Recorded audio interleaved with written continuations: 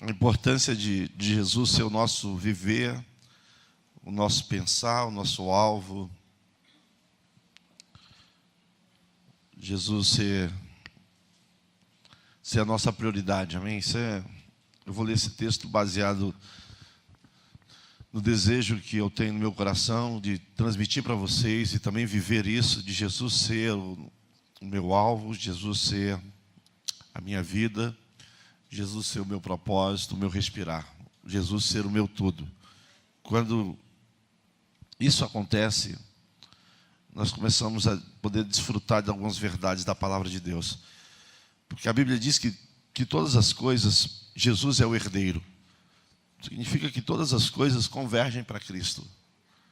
Meu casamento, as minhas relações, a minha riqueza, a minha pobreza, todas as coisas convergem em Cristo, todas as coisas eu preciso ver Jesus. E se eu estou buscando Jesus, e se Jesus passa a ser o meu alvo, a minha vida, o meu querer, já as coisas as circunstâncias, elas já não são tão mais importantes.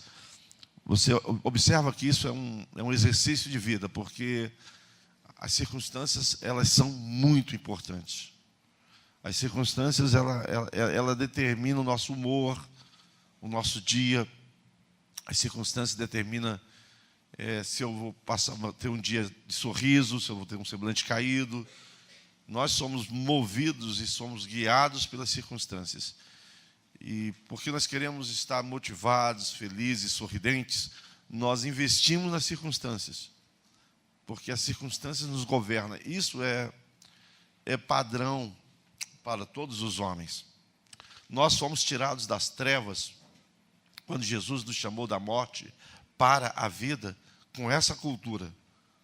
Esse é o nosso pensamento. O pensamento humano natural é esse.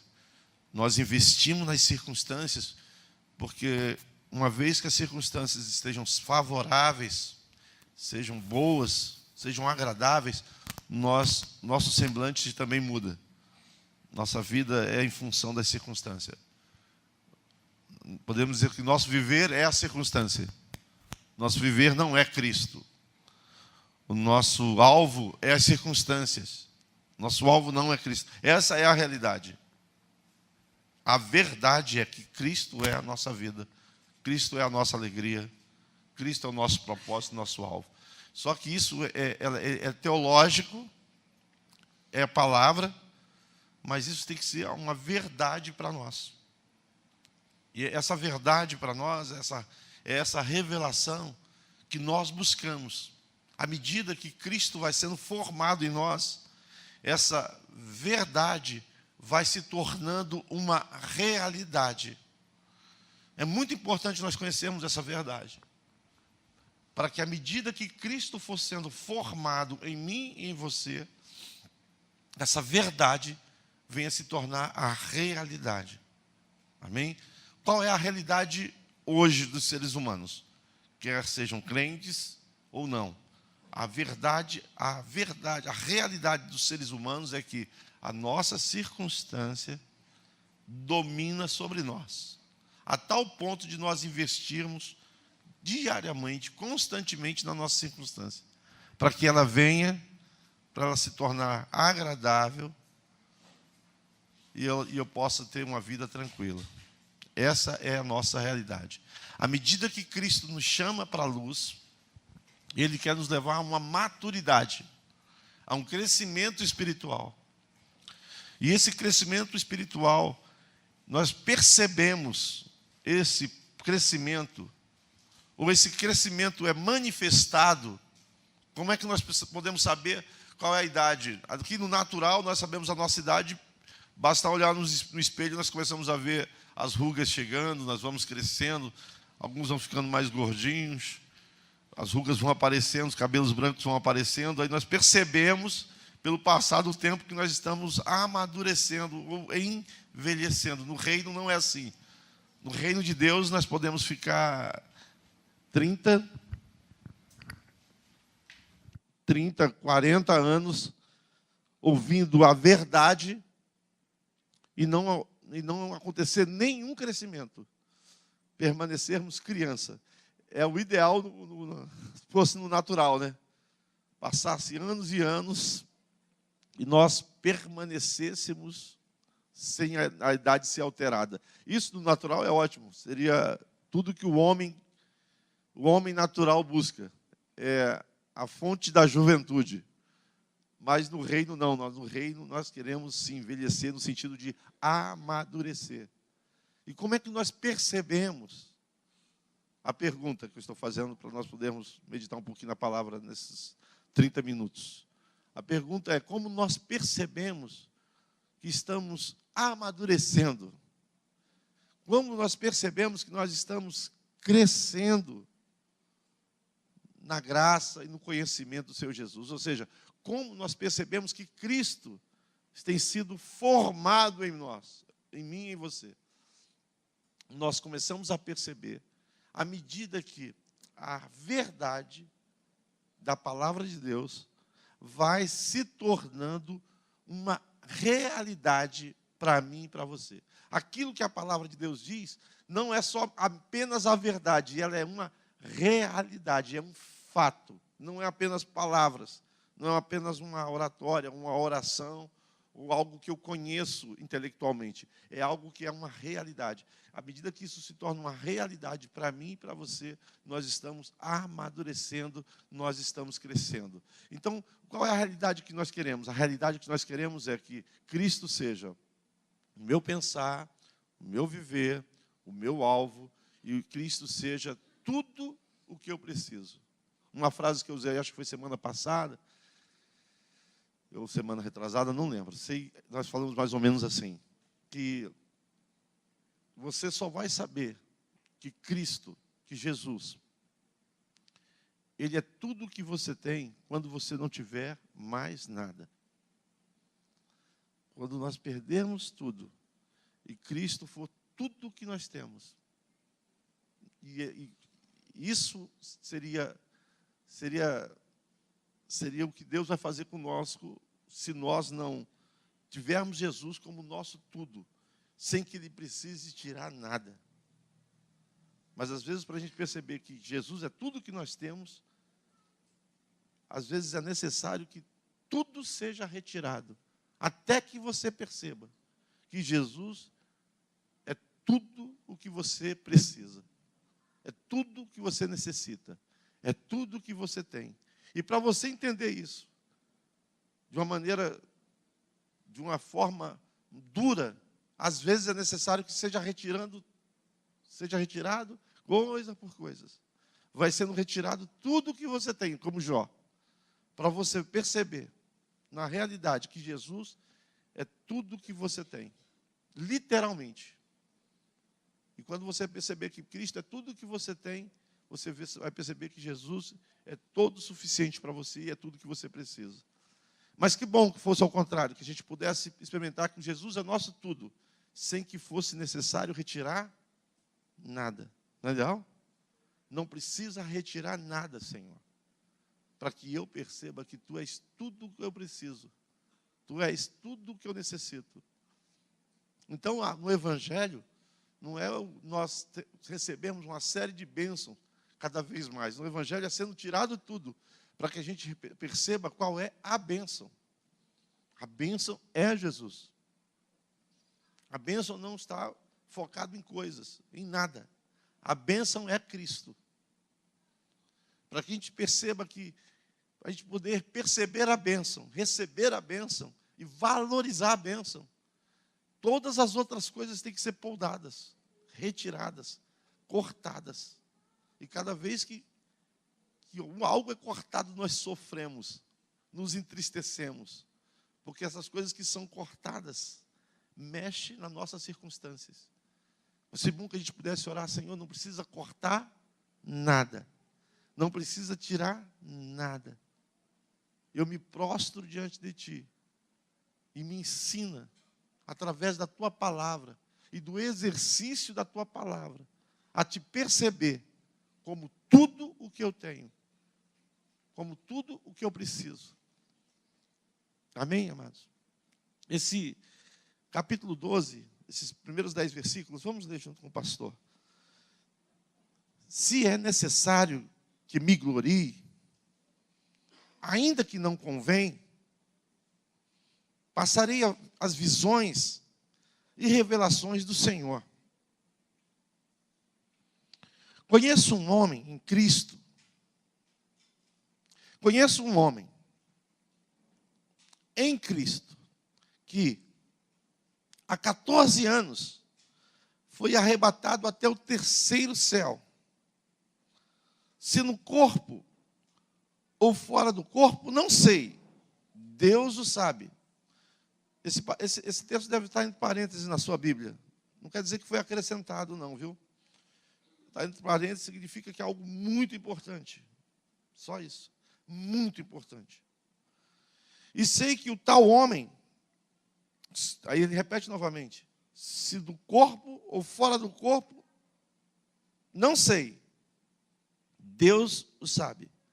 Foi arrebatado ao paraíso e ouviu palavras inefáveis, as quais não é lícito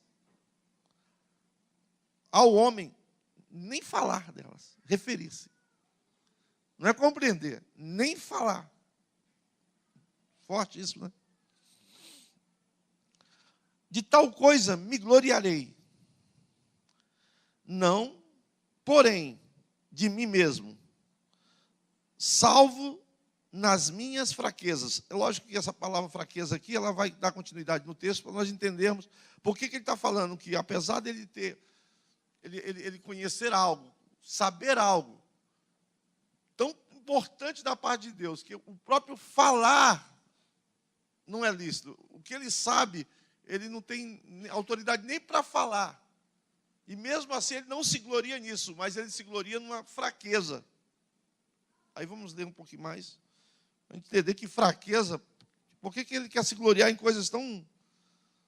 Quer dizer, ele se gloriar, ou seja, se satisfazer e se alegrar com algo tão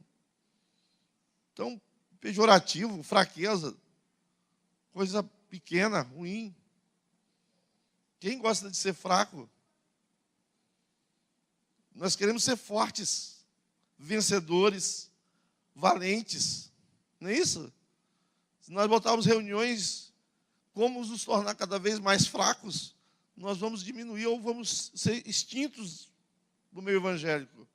Se nós quisermos pregar o evangelho, nós sumimos. Se nós divulgarmos isso, se colocássemos uma placa, as placas que atraem qual é? Seja forte, venha ser um vitorioso. Né? Venha crescer. Mas como é diferente do evangelho?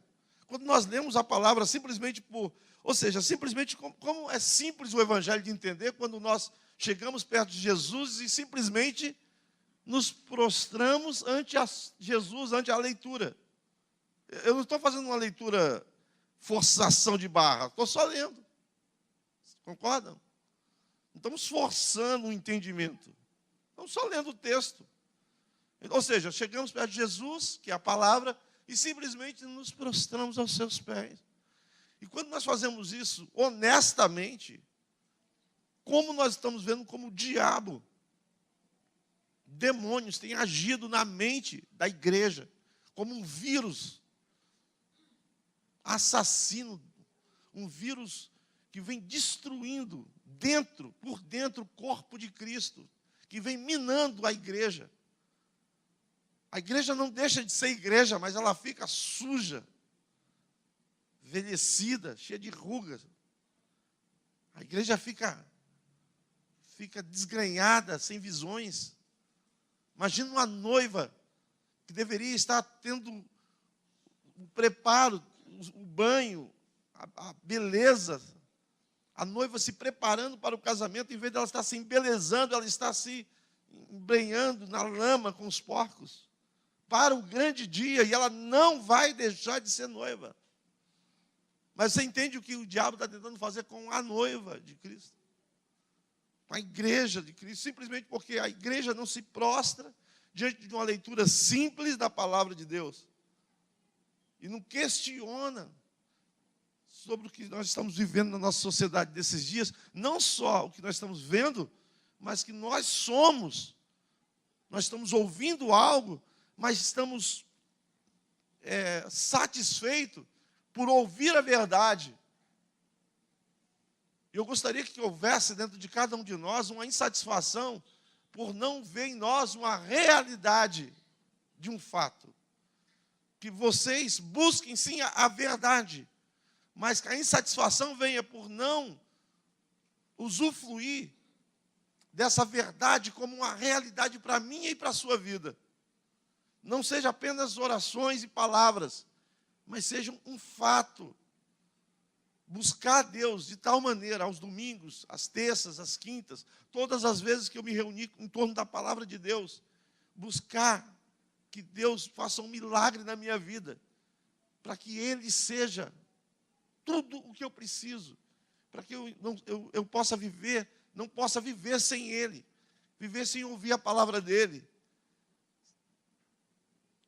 que eu não possa fazer nada, pensando em alcançar qualquer coisa que não seja Ele. Ele ser meu alvo, então tudo que eu faço é para que alcance a Ele. Ele ser o meu alvo significa que eu me caso, para que de alguma maneira eu o alcance. Eu estudo, eu trabalho, eu faço qualquer coisa para que Ele seja o meu alvo. Eu começo a ter uma verdade desafiada por mim para se tornar uma realidade. Você não está entendendo o que o pastor está falando? Ou nós fazemos isso, e nós somos uma esperança de grupo de pessoas, filhos de Deus, que foram chamados para a luz, pelo milagre de Deus, da gente não ser contaminados por esse vírus que tem invadido as famílias, tem invadido a igreja evangélica, tem invadido a igreja evangélica, um Deus todo-poderoso tem se manifestado no meio do povo de Deus. Um Deus extraordinário tem se manifestado no meio do povo de Deus. E quando, na verdade, Deus quer se revelar no meio do seu povo, como Deus amoroso, que te ama e quer conquistar o seu coração e não te convencer que Ele é poderoso e que Ele quer comprar você com o seu poder, com a sua riqueza. Imagina um ser totalmente rico e poderoso que quer conquistar você através de bens materiais. Ele quer comprar você. Esse não é o Deus de Jesus, não é o Deus de Abraão. O Deus de Abraão quer conquistar o seu coração e não os seus interesses. Ele não está trabalhando com a sua ganância de ter e possuir e se satisfazer com as circunstâncias. Ele está trabalhando no seu coração. O Deus da Bíblia, Ele se manifesta ao seu povo não de uma maneira extraordinária, mas de uma forma amorosa. E às vezes, para conquistar o seu coração, você vai ter que abrir mão dos ídolos, de tudo que rouba a atenção de você dele. Ele quer você para ele. E ele vai tentando buscar você. E quando ele não consegue te tirar do teu ídolo, ele arranca o seu ídolo. E nos dói, nos machuca. Porque, na verdade, nós queremos um Deus que cultive o meu ídolo. E se Ele cultivar o meu ídolo, eu prometo adorá-lo, estar na presença dEle, ser compromissado com Ele. Mas Deus não mexe nos meus ídolos. Porque os meus ídolos me satisfazem. E eu gosto tanto da satisfação que os meus ídolos me dão, que eu faço qualquer coisa até te adorar, prostrar, cantar, orar, reunir, faço qualquer coisa. Só que eu, fazendo isso, eu estou fazendo isso diante de um Deus que conhece todas as coisas. Então Ele conhece o meu coração. Ou seja, eu estou querendo dizer que Ele conhece a minha motivação. Ele sabe por que eu o sirvo. Por que eu reúno? Por que eu dizimo? Por que eu oferto? Por que eu me comprometo? Porque eu amo os meus. E porque eu amo os meus, eu me comprometo com Ele, para que Ele mantenha os meus. Mas quando eu largo os meus, abandono os meus no sentido não de o sentido de abandonar no sentido de desprezar. Porque esses meus não estou querendo dizer que é pecado, mas quando eu digo que Jesus é a minha prioridade, Jesus é o meu alvo, todas as outras coisas, os meus, é para que de alguma forma eu possa ser achado nele. Perco tudo, ganho tudo, para que de alguma forma eu seja achado em Cristo, porque Ele é o meu alvo, porque Ele é o meu viver, Ele é o meu propósito, Ele é o meu pensar. Verdade. Estamos aguardando que isso seja uma realidade. Por isso que Paulo, no início de Coríntios 12, 2 Coríntios 12, começa a falar assim, eu tenho algo tremendo para me gloriar, para me alegrar, mas eu me alegro nas minhas fraquezas. Aí a gente tem que entender por que ele vai falar aqui, por que ele se alegra nessas fraquezas. É como se falasse assim, chegasse para você e falasse, aqui ele falou de revelações, de visões, de um homem que foi até o terceiro céu e tal, mas poderia ser outra coisa, poderia ser um testemunho natural. Olha só, eu tenho um casamento, eu tenho família, eu tenho filhos, eu tenho propriedades, tenho saúde, tenho sabedoria, sou reconhecido, sou honrado por todos os homens, tenho caráter, tenho uma posição social elevada. Então ele poderia falar um monte de coisas tremendas. Ele fala assim, mas tudo isso que eu estou falando para vocês, eu não me glorio nisso, isso não é o meu alvo. Eu me glorio na fraqueza, por que que eu me glorio na fraqueza? Me glorio nessas coisas pequenas. Por que ele se gloria nessas coisas pequenas? E é isso que o texto começa a falar para nós. E diz assim a partir do verso 6, verso 6, se eu vier a gloriar-me, não serei nécio, ou seja, louco, insensato, porque direi a verdade. Porque alguém podia falar assim, me gloriar nas fraquezas, se alegrar nas fraquezas, você é louco. Esse evangelho que você está falando é loucura. Alguém pode estar pensando isso agora nessa manhã, nesse exato momento. Esse pastor está ficando louco. Mas aí Paulo, o Espírito Santo, ele escreve no verso 6 exatamente isso. Se eu me gloriar nas minhas fraquezas, eu não estarei sendo louco não, amados. Vocês pensam que eu sou louco? Ele está dizendo isso. Pois se eu vier me gloriar, não serei nécio. Porque direi a verdade, mas abstenho-me para que ninguém se preocupe comigo, mais do que em mim vê ou de mim ouve. Agora ele continua assim no verso 7. E, para que não me ensoberbecesse,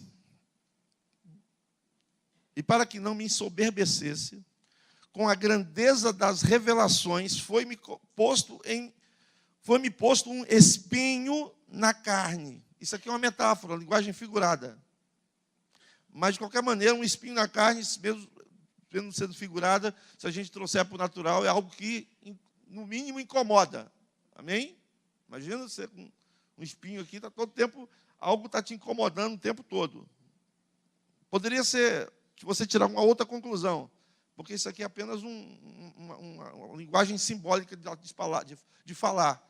Mas o que quer dizer de uma maneira ampla, assim, você pode, de primeiro momento, falar, é algo que incomoda, me incomoda o tempo inteiro.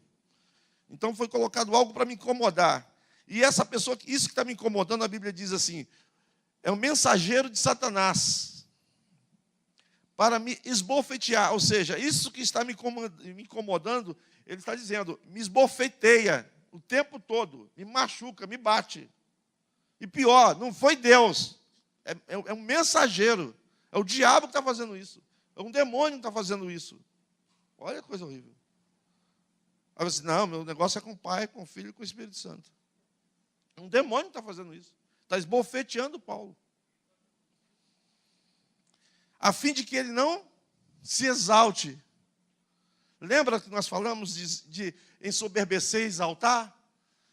Imagina imagina você uma massa na mão do oleiro. Essa é a melhor ilustração que eu vejo nesses tempos para falar quando eu falo sobre esse assunto. Você é uma massa na mão do oleiro, só que essa massa, ela é viva.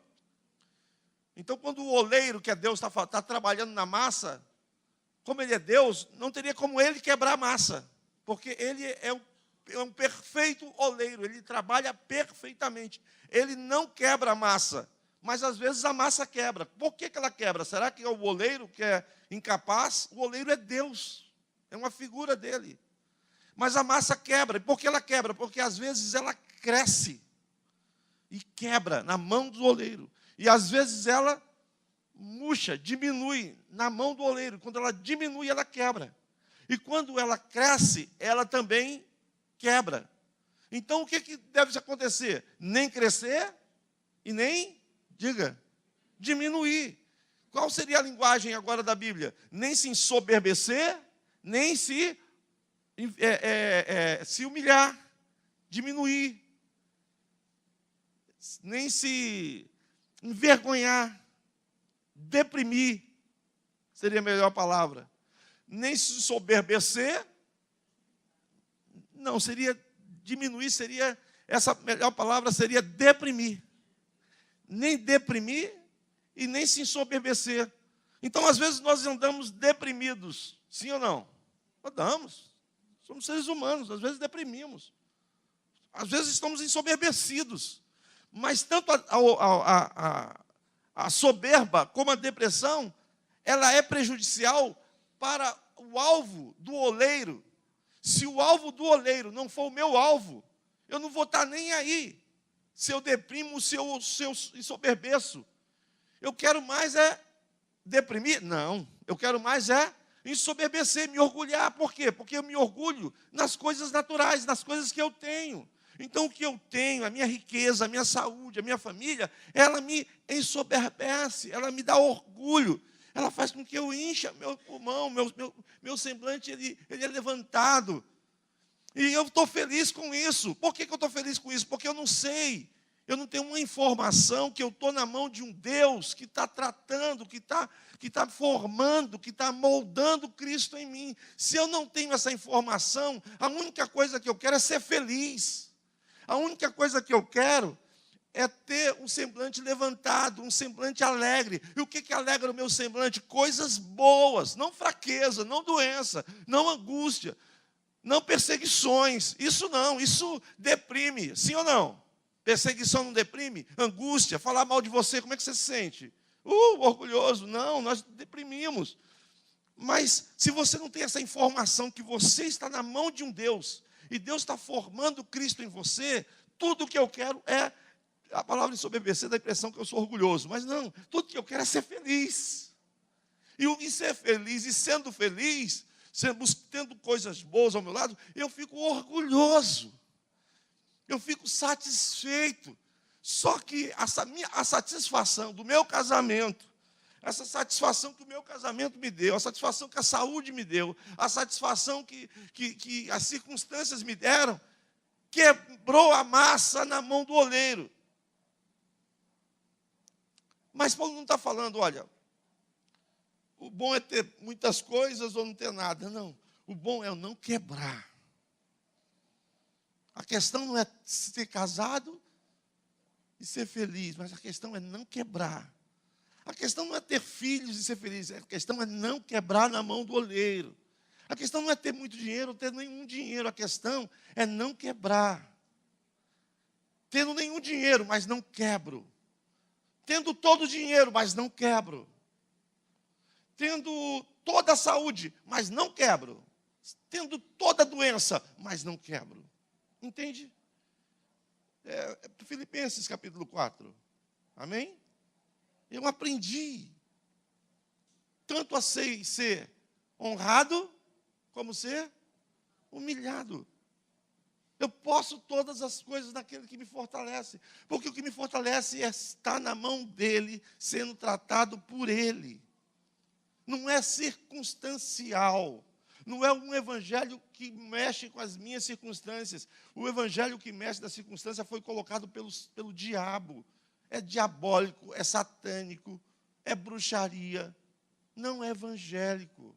O Deus de Abraão, de Isaac e de Jacó está trabalhando no meu e no seu coração. O Deus da trindade satânica está trabalhando nas suas circunstâncias, usando demônios, usando os nossos desejos, as nossas debilidades, te oferecendo uma circunstância melhor, expulsando a quem está te esbofeteando para você se sentir melhor, desde que Cristo não seja formado em vocês. Isso é satanismo dentro da igreja. E nós estamos impregnados disso. O Evangelho se tornou isso. O Evangelho está se tornado isso.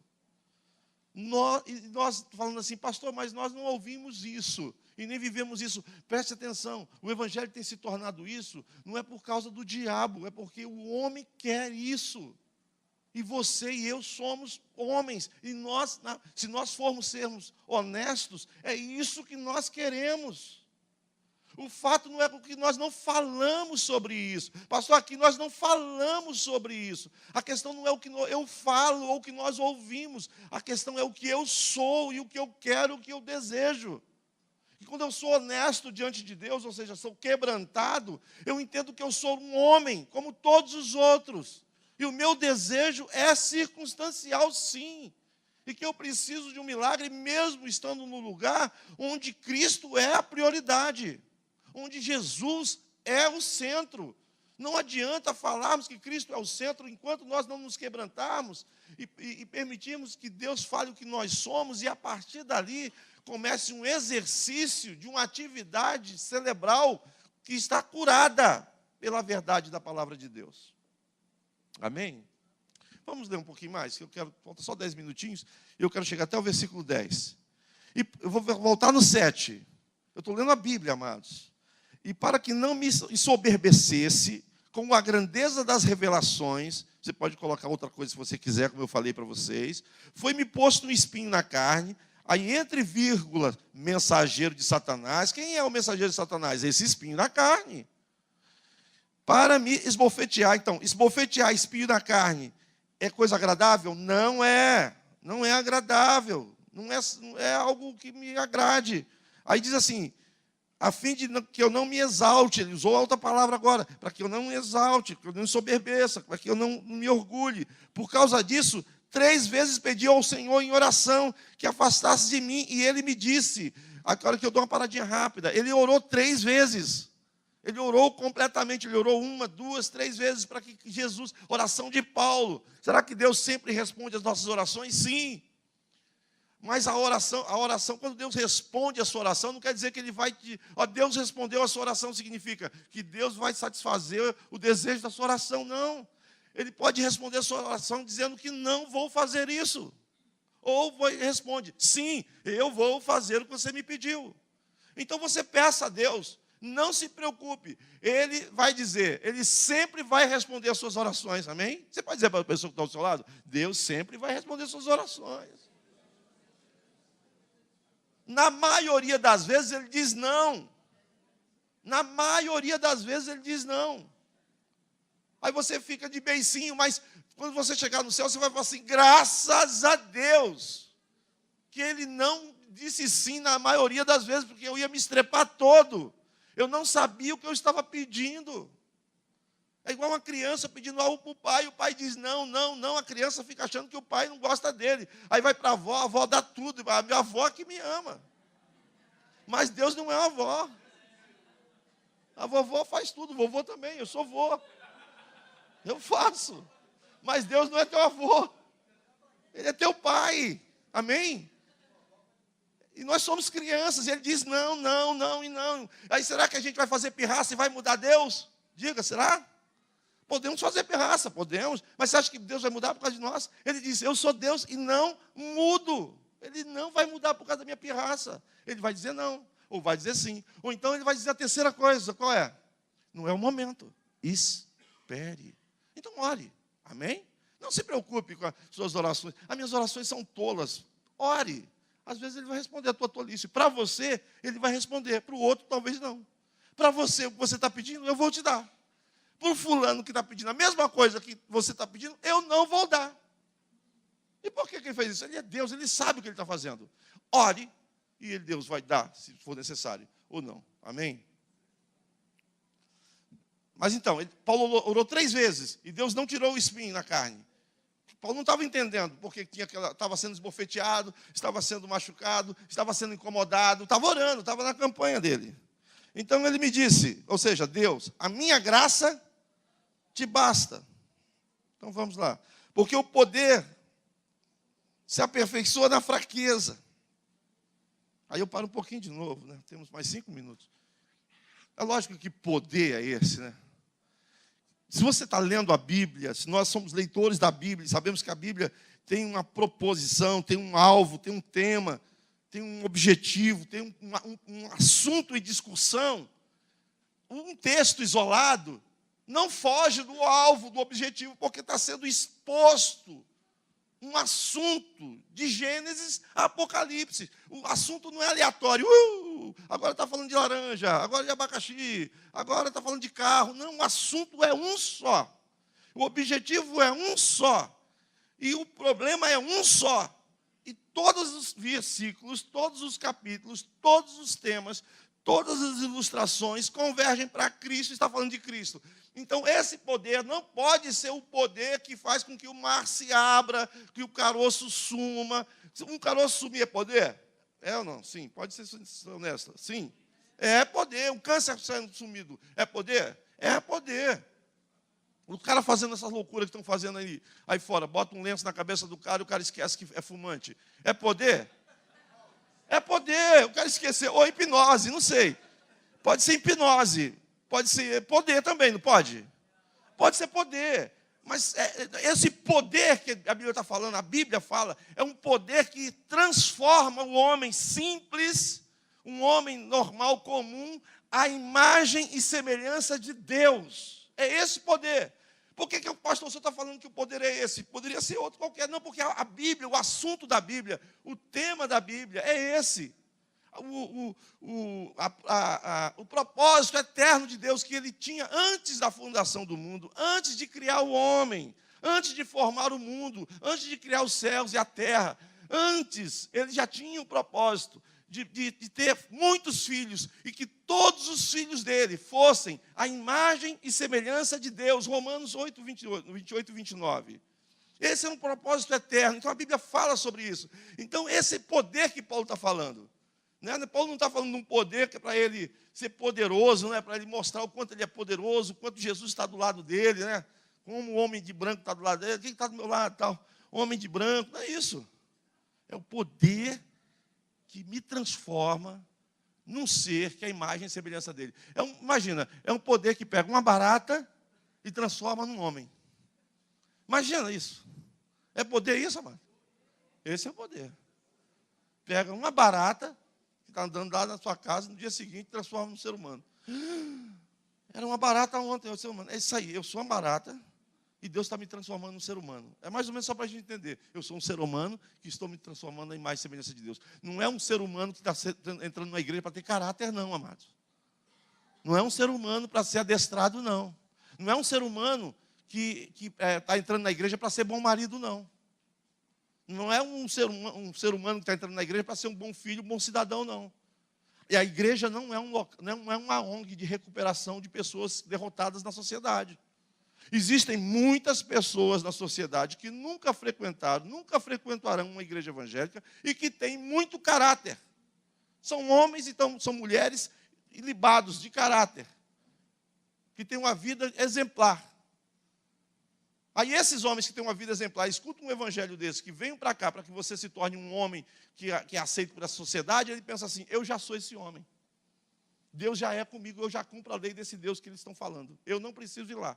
Mas eu conheço um monte de cara de pau, de picaretas, que precisam frequentar essa reunião para se tornarem homem de verdade. Mas isso é um evangelho mentiroso. O evangelho não é dar caráter para o homem. É muito mais do que isso. Passa por isso. Passa por essa estação, entende? Passa por essa estação. Você passa por essa estação. Alguém pode confundir você como evangélico porque você tem bom caráter. Mas você que conhece a palavra de Deus sabe que você não é evangélico por causa que você tem bom caráter. Porque você é honesto. Você sabe que você é evangélico. Primeiro porque você estava morto e Deus te ressuscitou. Foi um poder de Deus. Não tem nada a ver com caráter. Ele te ressuscitou e agora está te transformando. E as pessoas acham que a tua transformação é loucura. Porque a sua transformação é aperfeiçoada na fraqueza. Por isso que ele está falando aqui. O meu poder se aperfeiçoa na fraqueza. Agora Deus está falando, revelando para Paulo. O meu poder, ou seja, aquilo que transforma uma barata no Rogério, se aperfeiçoa. Ou seja, mais poder, porque é necessário mais força e mais poder. Porque não é mole transformar uma barata num homem, né? Aí diz assim, um insecto, né? Minha netinha fala. Transformar um insecto num homem. O meu poder se aperfeiçoa na fraqueza, de boa vontade. Pois, aí ele fala assim, deu vírgula, né? Então, de boa vontade, já que o poder de Deus se aperfeiçoa na fraqueza, eu, de boa vontade, pois, mais me gloriarei nas fraquezas, para que sobre mim repouse o poder de Cristo. Que poder de Cristo é esse? O poder que ressuscitou Jesus dentre os mortos e o levou à destra do Pai. É esse poder que Deus está usando para transformar você. Lembra que quando você lê em Efésios capítulo 2, Paulo está orando para o Espírito Santo dê espírito de revelação e sabedoria, para que você saiba qual é a herança de Deus, qual é a esperança de Deus e qual é o poder que ele vai utilizar para transformar a igreja. Ele fala, o poder é o mesmo poder que ressuscitou Jesus dentre os mortos. É esse poder. É esse poder que Paulo está falando aqui. Então, já que esse poder, já que isso aí é para aperfeiçoar Cristo em mim, eu de boa vontade me alegrarei no quê? No poder, ou seja, na fraqueza, porque ele liga fraqueza ao poder. Ele liga fraqueza à transformação. Então, uma barata que descobre que pode se tornar um ser humano, um inseto chamado barata, vai se transformar num ser humano, uma barata inteligente, pensa assim, então eu vou me alegrar na minha fraqueza, porque em breve eu serei um ser humano, porque eu vou deixar de andar em esgoto. Eu tinha um esgoto de cobertura, passava tanta coisa maravilhosa lá, que você imagina, fezes, essas coisas, e cada vez tinha mais fezes, eu me alegrava, barata, pensando, até que a barata descobriu que poderia ser um ser humano. Então todas essas coisas que para as baratas são banquetes, para mim se tornou uma imundície. Porque eu descobri que é uma excelente, uma outra coisa maravilhosa, não é um esgoto perfeito, mas um paraíso, um local onde eu vou ser tirado desse esgoto, vou ser colocado na glória de Deus, vou ser semelhante a Ele. Então eu prefiro ficar sem patas aqui. Eu prefiro ficar sem sujeira. Imagina a barata ficar sem a sujeira, sem o esgoto, sem a caixa de gordura. Eu prefiro ficar sem gordura, sem sujeira. As outras baratas, você está louca. Eu prefiro. Porque vocês não sabem o que me espera. Eu serei um homem. Você está entendendo? Por que Paulo fala assim? Vocês me acham que eu sou louco? As outras baratas vão achar que essa barata é louca. Mas essa barata recebeu uma revelação. E essa barata é o Paulo. Essa barata sou eu. Pode dizer que é você não sair ofendido. Mas somos nós. Estamos terminando já, tá, mas... Então, olha só, então de boa vontade, parte B do verso 9. Então, de boa vontade, lógico, pois mais me gloriarei nas fraquezas, para que em mim repouse o poder de Cristo. Pelo que sinto o quê? Você está lendo, pastor, versículo 10? Lê, pastor. Pelo que sinto o quê? Prazer. Na quê? Nas fraquezas? Aí ele fala quais são as fraquezas. Porque senão a gente vai passar que a fraqueza é a gripe, né, Carlos? Porque eu estou gripe, estou fraco essa manhã. Não é, o Carlinhos está gripado essa semana. Aí a gente acha que a fraqueza pode ser uma gripe, pode ser aquela doença que eu estou passando. A fraqueza são coisas que acontecem conosco. Presta atenção. Aí ele começa a falar, injúria. Pô, injúria é fraqueza? É fraqueza. Alguém vai injuriar você. Não, faça qualquer coisa, não me injure. Eu viro uma barata. Eu fico nervoso. Quando a barata descobre que se falarem mal de você, quando a barata fala assim, quando falarem mal de mim, um poder de mim vai estar se aperfeiçoando. E quanto mais falarem que eu sou barata, me injuriarem, mais eu estou me transformando. Me chamem de barata, pode me injuriar. E eu não vou me defender. Vocês estão me fazendo um bem. Então ele está falando nas injúrias, leia com o pastor, nas necessidades, que são muitas, sim? Muitas. Nas perseguições, nas angústias. Agora, se a gente fala assim, vamos frequentar uma igreja, mas você está angustiado, você está sendo perseguido, você está sendo injuriada? Estou. Então, vamos numa igreja? A barata falando para a outra, né? Aí, vamos, porque tudo que eu quero é não ser perseguido, não ser angustiado, não ser deprimido. Eu quero tudo isso. Eu quero que o meu casamento vá bem, então vem para cá. Isso é a igreja do diabo. Quantas vezes o pastor vai falar isso e você não vai receber isso como revelação? Isso é satanismo disfarçado. Parece lindo, porque é tudo que a sociedade busca, mas isso é diabice. E nós somos enganados com isso. Eu e você. Se botar na placa lá, injúria, olha, venham, igreja das fraquezas. Injúria nas necessidades, nas perseguições, na angústia. Por amor de Cristo. Por que por amor de Cristo? Por amor de Cristo. Porque pode ter tudo isso aqui com outra motivação, né? Porque até a motivação de ser igual a Cristo já virou pecado. Já pensou? Até a motivação de ser homem, Jesus já está com ciúmes. Você só quer passar por tudo isso, essas loucuras, porque você quer ser um homem, não porque você me ama. Ai, caramba! Nem isso está certo, nem isso está certo. Nem ser um homem, nem porque a barata quer ser um homem, que já seria uma grande coisa, ainda não é a motivação correta. Você imagina isso, Alex? A motivação correta é por amor a Ele. Então, qual é o segredo, amado? Amar a Cristo, amar a Deus acima de todas as coisas. Isso é um alvo. Nós vamos falar, se for possível, em 1 João. Leio em casa essa semana 1 João, que fala muito sobre isso, o apóstolo João, né? Ele, já na sua velhice, o último apóstolo vivo, ele começa a escrever essa carta. 1 João, a gente vai ler qualquer hora dessa, um momento desse a respeito disso, porque os crentes baseados na graça, né? Deus me chamou, 2.000 anos atrás. Você imagina hoje. 2.000 anos atrás, Deus me chamou, então eu posso fazer qualquer coisa, então o povo saía mentindo, saía adulterando. Aí João começou a falar, leia lá João em casa.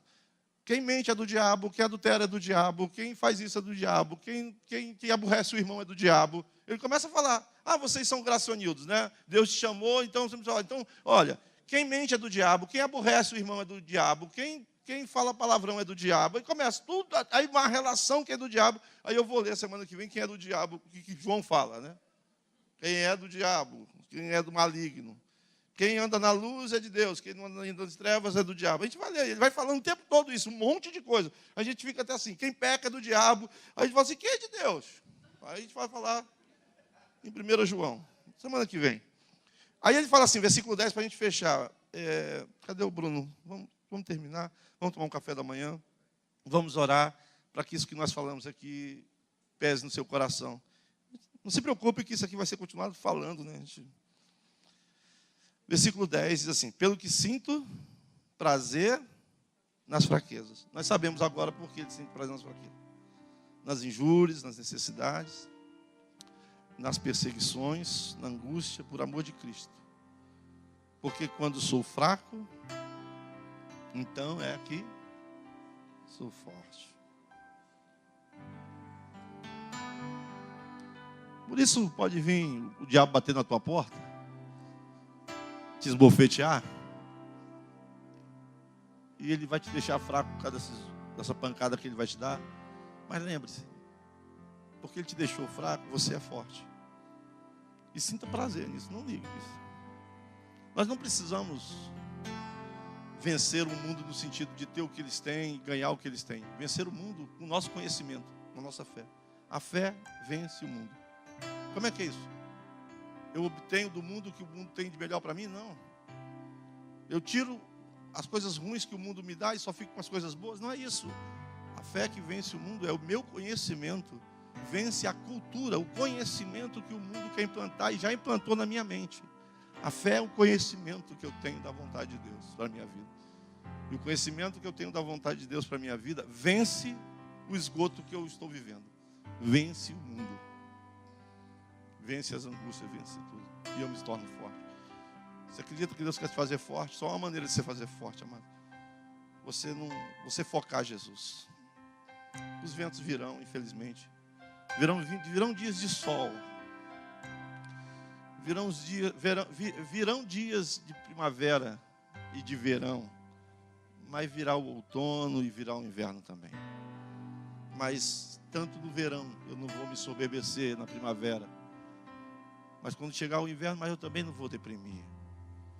Porque eu não sou movido pelas estações do ano. Eu sou movido, não sou movido pelas circunstâncias. Eu sou movido por uma revelação de quem eu sou e quem eu vou me tornar. E por que eu vou me tornar? Porque aquele que começou a boa obra vai terminar e eu vou cooperar com ele. Então, nossa mente está sendo curada nas reuniões. Não se iluda, amado. Todas as vezes que nós nos reunimos é para que a nossa mente seja curada. Uma mente sã. Para que a gente possa viver a vida da igreja de uma maneira plena, honesta e verdadeira. Para que a gente possa retirar das relações, todos os dias, vitamina para a nossa alma e para a nossa transformação. Não pense que as reuniões são para mudar a sua circunstância, ou para tirar o espinho na carne, ou para mandar fora o mensageiro embora. Demônios vão embora. Demônios vão embora. Circunstâncias ruins vão embora. As reuniões são para curar a nossa maneira de pensar. Vamos orar, fique de pé.